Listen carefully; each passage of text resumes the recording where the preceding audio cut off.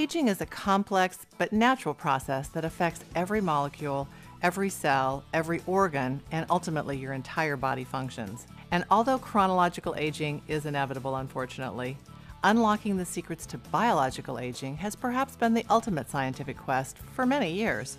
Most recently, scientific research is focused on the way our cells age and how aging impacts their function, reproduction, and ultimately the lifespan of our cells. This may help us to better understand the causes and ultimately the potential solutions for key age-related diseases such as heart disease and cancer.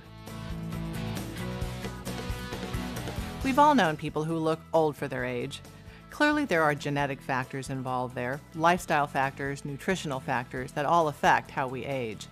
But now much is known about these cellular processes that incorporate these various factors and lead to people aging slowly or more quickly. The first way we age is due to DNA damage.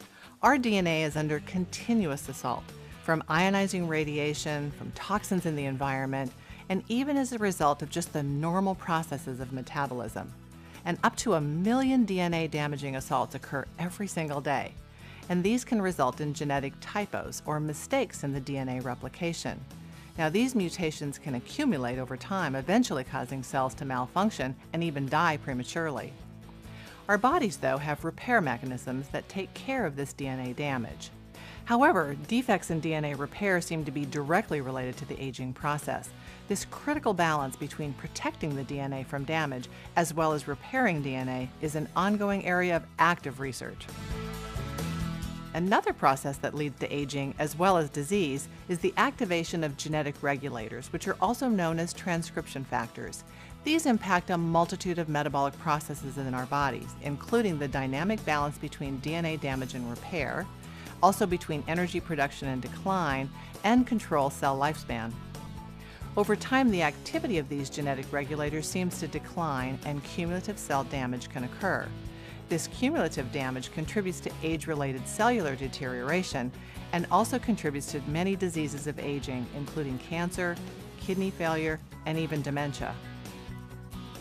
The third way that we age is related to cellular structures called mitochondria, which are the intracellular power plants that transform carbohydrates, fats, and proteins from the food that you eat into energy that your body can use. But free radicals are also generated in this process, which can lead to serious damage to your mitochondrial membranes as well as to DNA. This oxidative damage accumulates over time, leading to decreases in both the number of the mitochondria in our cells as well as their function, and can contribute to the development of many age-related diseases, including heart disease, arthritis, and Alzheimer's disease. As we age, our proteins and other structural molecules develop damaging crosslinks to one another through a process called glycation. Glucose molecules attach to proteins, forming what are called advanced glycation end products, also known as age proteins.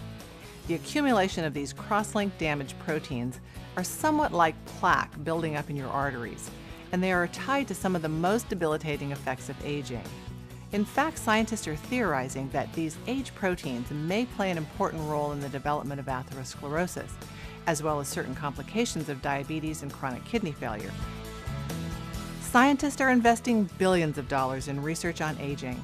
It's estimated that the National Institutes of Health spent over $2.4 billion alone in 2007.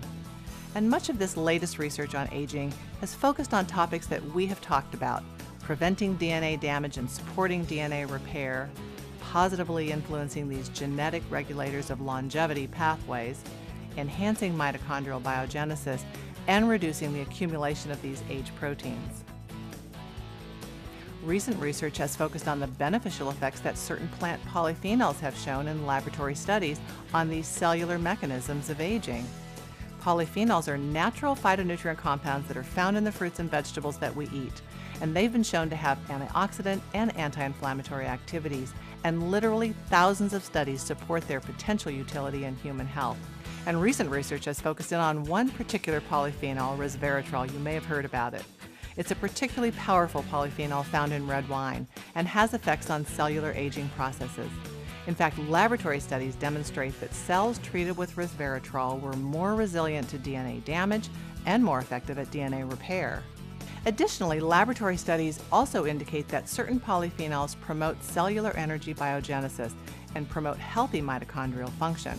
In fact, in laboratory studies, resveratrol has been shown to exert multiple protective effects against metabolic syndrome through the promotion of this mitochondrial biogenesis. And a landmark study published in 2006 by Dr. David Sinclair at Harvard Medical School showed that resveratrol positively impacted the harmful effects of a high-fat diet on the heart and the liver and decreased the development of insulin resistance. Activating key transcription factors, also known as genetic regulators, is critical for cellular health, for repair, renewal, as well as for cellular longevity. Plant polyphenols have been shown to trigger these key genetic regulators of cellular energy metabolism, as well as longevity, which will positively impact these cellular aging processes. And recent studies show that certain plant polyphenols can limit the formation of advanced glycation end products, these age proteins, thus leading to their reduced accumulation and promoting cellular health and longevity. Specifically, polyphenols found in the American species of grape, Vitis rotundifolia, as well as other botanicals including elderberry, seem to have the ability to slow the formation of these damaged age proteins. So where are we today? Well, science has proven that many of the chronic diseases, as well as leading causes of death, can be prevented or at least controlled, and often through simple lifestyle changes. The National Institutes on Aging emphasizes that achieving and maintaining health and function in advanced years can be aided by a commitment to a lifestyle that promotes fitness, proper nutrition, maintaining a healthy weight, and avoidance of smoking and other behaviors that adversely affect your health. But the good news is that even if those healthy habits have been neglected, research shows that it's almost never too late to begin those good habits.